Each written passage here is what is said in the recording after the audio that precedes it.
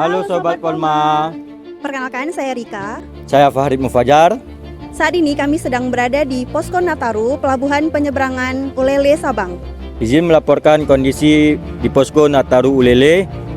Baik, di sini berjalan dengan lancar. Posko Nataru hadir untuk memastikan pelayanan, keamanan, dan kenyamanan masyarakat selama libur Natal dan Tahun Baru.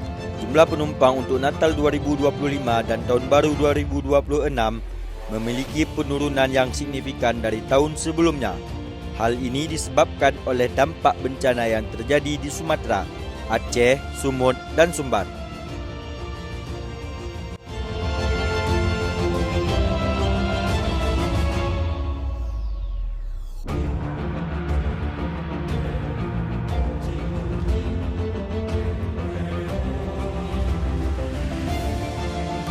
Hai, halo semuanya. Kita baru sampai dari Jakarta dan hari ini plannya kita mau Sabang buat scuba dive.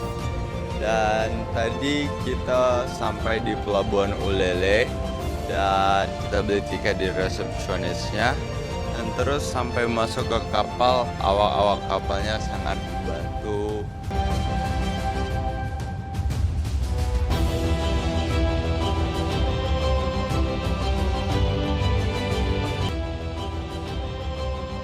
Kami mengucapkan terima kasih atas kerjasama seluruh pihak dan Pengguna jasa pelabuhan. kami dari Poltek Palmayati melaporkan. Terima kasih.